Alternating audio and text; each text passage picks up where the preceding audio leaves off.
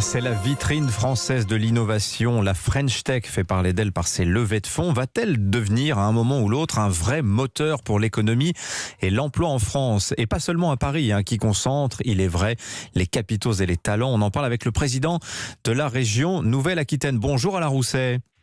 Bonjour. Bienvenue sur Europe 1. Vous êtes très fier de la filière tech de votre région. Une grosse délégation de start-up néo-aquitaine. D'ailleurs, revient de Las Vegas où se tenait la semaine dernière le CES, le plus grand salon mondial dédié à la tech. Alors, bilan de cette exploration du désert, du Nevada. Alain Rousset, racontez-nous. Écoutez, c'est une aventure chaque fois renouvelée quand elle peut se tenir à cause du Covid ou des confinements. Je n'ai pas encore rencontré les entreprises au retour.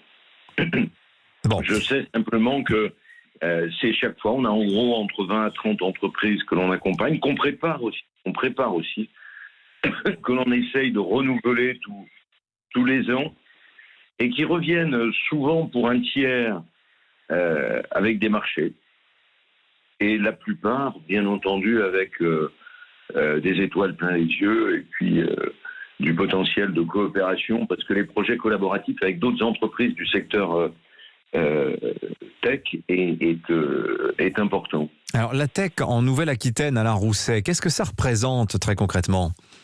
Alors je râlais un peu ce matin, pardonnez ma franchise, parce que je n'ai pas par mes services ou les services de l'INSEE le nombre d'emplois, mais c'est des dizaines de milliers. Ah bah moi je l'ai le chiffre, je vais vous le donner si vous le voulez. Nouvelle-Aquitaine, alors justement, écoutez, je vous pose la question suivante, puisqu'on constate depuis quelques jours un changement de dimension de la scène tech française avec la naissance en 2 jours, vous l'avez vu, de 2 nouvelles licornes, Encore Store, Conto, on parle aussi de Back Market ces dernières heures qui atteint une valorisation de près de 5 milliards. On voit que les grosses levées de fonds explosent, mais dans le détail, on se rend compte d'abord que très peu de licornes ne sont pas les licornes, c'est plus d'1 milliard de valorisation. Elles ne sont pas parisiennes. L'Île-de-France, c'est plus des 3/4 des emplois directs. Et en ce qui concerne Nouvelle-Aquitaine, j'en viens aux chiffres que vous cherchiez. Actuellement, c'est 2% seulement des emplois directs dans la tech, Alain Rousset. Voilà. C'est un nain en termes d'emploi, toujours la tech. Et en même temps, vous aviez tout à l'heure une pub de Cdiscount, qui est le premier français dans son domaine de vente à distance. Vous avez Back Market, vous avez des innovations en matière de santé. Je vous parle d'une entreprise qui s'appelle Sophia Génétique, par exemple, qui était extraordinaire, qui est venue de l'École Polytechnique de Lausanne et qui compare l'ADN des individus au traitement du cancer. C'est un progrès en matière médicale. Nous avons 50% en Nouvelle-Aquitaine de l'e-santé, et nous avons cet écosystème incroyable qui est celui d'Angoulême, autour de l'image animée, pas simplement de la BD.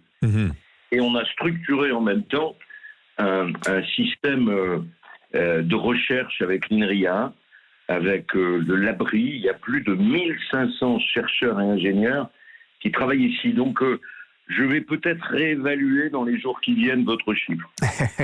Alors voilà, non, parce que ce qui est intéressant, c'est de voir malgré tout que sur la carte, il y a une concentration de la scène tech, c'est vrai, sur Paris et sa région. Comment on attire les talents?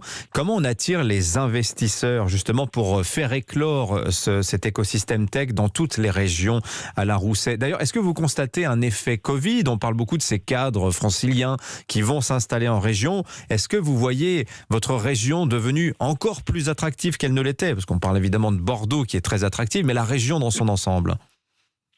Alors, ce phénomène d'attractivité existe depuis pas mal de temps. Vous savez que la Nouvelle-Aquitaine, par un écosystème un peu original, a créé 36% de l'emploi industriel net de France en 2019. L'histoire de la région n'est pas forcément aussi industrielle que celle des Hauts-de-France ou de Rhône-Alpes, mais 36% de l'emploi industriel net, c'est quand même un beau chiffre. Comment ça se passe? Ça se passe d'abord par la création d'un écosystème de confiance, de relations, d'innovation.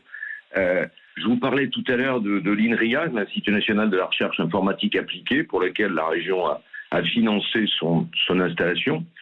C'est un environnement sur le plan de la recherche, sur le plan des transferts, On a 23 équipes de l'INRIA qui, sur un certain nombre de projets, sont en mode collaboratif. On a des réussites en matière de cybersécurité incroyables, avec des levées de fonds incroyables. L'entreprise s'appelle Tetris, qui met un vaccin auprès des entreprises pour éviter les cyberattaques. Donc on a des projets structurants, avec un support de recherche, avec un support universitaire. On a un accompagnement dans le détail. Ça s'appelle l'échec numérique, ça s'appelle l'accompagnement des prototypes, ça s'appelle le dérisquage des premiers mois, des premières années des startups. Donc il y a tout un système qui est mis en place. On est en train de préparer un data pour sécuriser les données, notamment en santé. On regroupe les CHU, les centres hospitaliers universitaires, les grandes universités, les entreprises, pour sécuriser leurs données. C'est tout ce système qui fait l'attractivité. Alors, il est évident que la LGV, quand elle est arrivée à Bordeaux, a entraîné cette la ligne à grande vitesse qui rapproche temporellement Paris de Bordeaux. J'ai une dernière question pour vous, Alain Rousset. On change de domaine. Question plus politique. Vous avez entendu peut-être dans le journal tout à l'heure la fameuse question des parrainages là, qui inquiète beaucoup de candidats.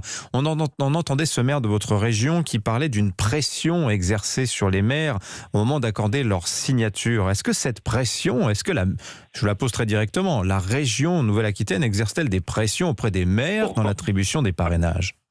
Non, pas du tout. Je n'ai jamais... Vous savez, on se connaît peu, mais ma réputation, c'est de respecter le vote des électeurs et le choix des élus. Je n'ai jamais fait de partage pour accompagner par les crédits de la région des projets de telle ou telle commune en fonction du choix électoral de leur municipalité. Donc jamais je ne prends en otage qui que ce soit de son vote.